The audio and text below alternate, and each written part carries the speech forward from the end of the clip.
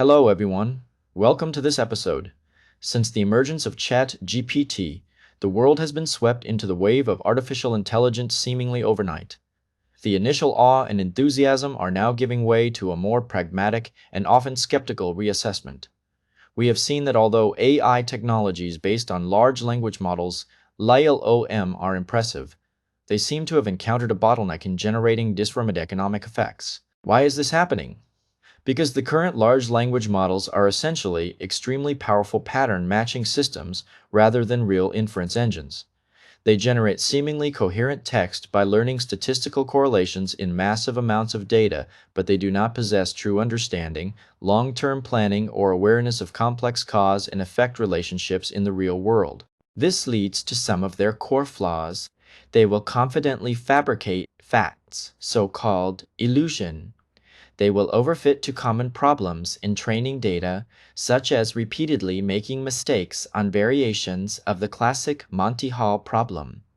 When faced with new and difficult problems that require multi-step abstract reasoning, their thinking ability will suddenly collapse. For another example, in the field of artistic creation, first-class artists need to use holographic input to create creative ideas that cannot be described in words in a state similar to communicating with God.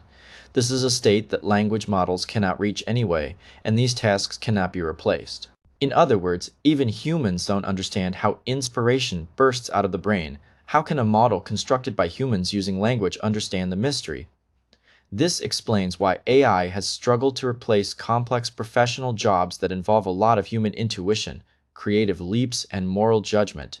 Most high-end work is not simple information processing, but full of tacit knowledge and unconscious intelligent reactions. Therefore, although AI's presence is ubiquitous in many fields, it is still far from the goal of being bien all-powerful. However, there is a value paradox here. The more an AI system imitates general human conversation, the more its economic value at this stage may be limited to playing a low-cost assistant role. On the contrary, when it is used as a superhuman tool, focused on solving a specific problem that is extremely data-intensive and cannot be covered by human cognitive capabilities, its economic impact is revolutionary. Biotechnology, especially the field of drug development, is exactly such a perfect scenario. It is not a field that requires imitating human small talk, but a challenge that requires finding weak signals in an ocean of astronomical, noisy data, such as gernans, protons, molecular interactions. Here, the value of AI is not because it is like a human, but precisely because it is not like a human able. It can perform calculations and pattern recognition at a scale and speed that humans cannot achieve. Let's start with a true personal story that vividly reveals the amazing potential of AI in a specific field. A columnist mentioned in his article that he had been plagued by a mysterious health problem for 3 years. He had seen numerous doctors and had various tests done, but there was no clear diagnosis. Later, he tried an app called Function Health. This app uses AI to decode the body's biomarkers. He drew blood on Tuesday and received preliminary results on Wednesday. More than 100 pieces of data, such as liver enzymes, hormones, and inflammatory markers, were presented in a clear dashboard with personalized recommendations on diet and supplements. For the first time in several years, he gained clear, measurable, actionable health insights that traditional medical processes struggled to give. This case is not science fiction, but a microcosm of the application of AI technology. It points to a reality with profound economic significance. The company Function Health is a pioneer in this trend. It is not intended to replace doctors, but to give users and doctors a superpower piece, decoding more than 100 biomarkers at the same time and conducting long-term tracking.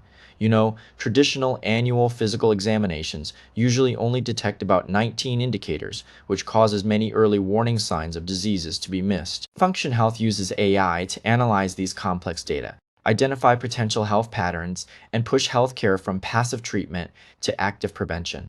The company's business model is also highly disruptive. It uses a direct-to-consumer subscription model with an annual fee of $499, completely bypassing the traditional insurance system and allowing individuals to truly take control of their own health. This model accurately meets the huge demand of the market and promotes its explosive growth. It is estimated that by early 2025, Function Health will have annualized revenue of $100 million and more than 200,000 paying members. The story of Function Health is just a prelude to a larger revolution. The real promise of AI is not to create a general machine that can do all human jobs, but to create specialized machines that can complete critical tasks that humans cannot complete. The field of biotechnology, with its daunting complexity and data scale, is the perfect narrow door for AI to demonstrate its power to change the world. The intelligence that helps individuals decode biomarkers is now being applied to drug development pipelines around the world. Growing exponentially in scale and stakes, the structure of the problem is the same: find meaningful patterns in massive amounts of data. Next, we dive into how this AI-driven approach will disrupt the traditional pharmaceutical indices' slow, expensive, and often ineffective R&D model. Let's talk about the impossible triangle of the traditional pharmaceutical industry. Historically, new drug research and development has been trapped by an impossible triangle axis, extremely high costs, long timelines, often more than 10 years, and staggering failure rates. More than 90% of drugs fail in the clinical trial stage. A core reason for failure is drug toxicity that appears late in development. In particular, drugs that appear to be safe in animal tests have unexpected toxic side effects after entering the human body, which proves that animal models are very limited in predicting human reactions. Not only is this system unsustainable economically, it is also ethically questionable. The first pillar of the IR revolution is to move from flawed biological guesswork to precise computational predictions, and it all starts with solving the biggest culprit that leads to late drug fail toxicity. A private startup called Axiom Bio embodies this shift. Instead of relying on animal testing, they will apply candidate drug molecules directly to human liver cells grown in the laboratory and use high-content imaging technology to capture billions of data points about cellular responses, including cell death, enzyme activity, and monomeres. This data is then analyzed by a neural network trained on massive amounts of human-related data to accurately predict liver toxicity before the drug enters its first human trials. The Compass EPSN founder calls it BN, the most accurate predictor of liver toxicity on the planet. This is not empty talk. Data released by Axiom shows that its model's sensitivity, that is, its ability to correctly identify toxic drugs, reaches 77%, and its specificity, that is, its ability to correctly identify safe drugs, is as high as 90%. This level of performance was enough to predict the failure of major drugs, such as Pfizer's weight loss drug, danuglipron, due to liver toxicity issues. What's more, the U.S. Food and Drug Administration, FDA, has announced that it will phase out mandatory animal testing requirements, providing a huge policy tailwind for Axiom's business model. Currently, Axiom has launched pilot projects with 6 large pharmaceutical companies, which fully validates the value and market acceptance of its technology. If prediction is powerful, simulation is revolutionary. Imagine if we could test drugs not just on cell culture dishes, but on fully functional, lab-grown human organs complete with vascular networks. This is the second pillar of the AI revolution.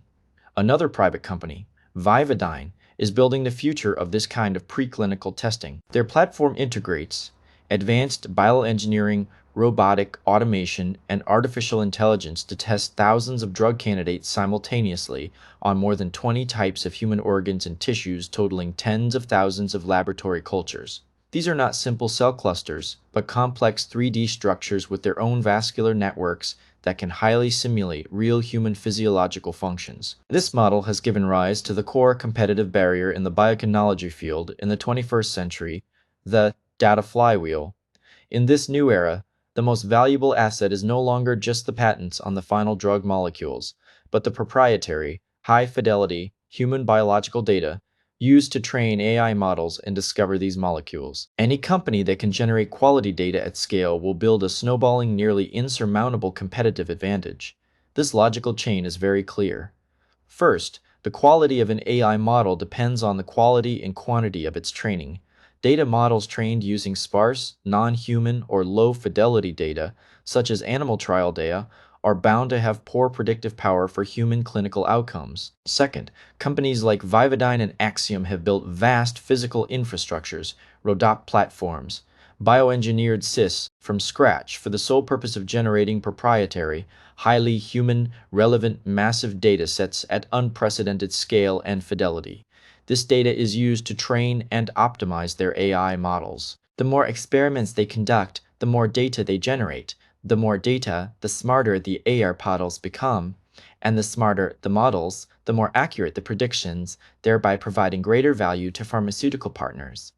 This creates a virtuous cycle. Revenue from partners is used to expand the data generation platform, thereby producing better data and attracting more partners. This mode is extremely difficult for traditional pharmaceutical companies to cross because it requires deep integration of biology, robotics, and artificial intelligence capabilities from day one. The final piece of the puzzle is integrating these disparate capabilities into a seamless end-to-end platform that manages the entire drug discovery process, from identifying disease targets and designing new molecular structures. In this field, two private companies, Georgia TC Health and Insilico Medicine, are at the forefront. GATC Health uses its MAP platform to simulate the human body and diseases at multiple biological levels, genomics, prototoncs, etc., identify targets and design compounds with extremely high accuracy, and claims to be able to shorten development time from decades to months. The prediction accuracy of its model has been verified to exceed 85%. Insilico Medicine may be the most mature example of an end-to-end platform.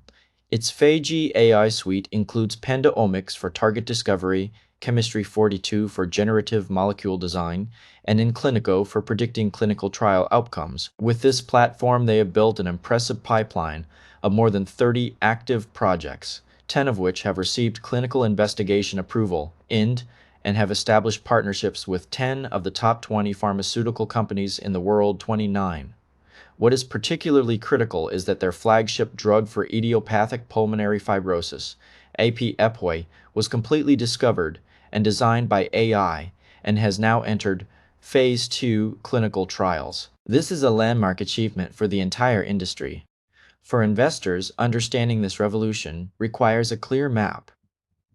We can divide this ecosystem into three core categories. One, AI-enabled diagnostics, which focus on applying AI to patient data analysis. Two, AI-driven drug discovery, or in-tech bio, which uses AI to create new drugs. And three, in the shovel sellers companies that provide basic tools and platforms for the entire industry. In the next episode, we will have some discussion about investing in these three areas. We'll continue next time.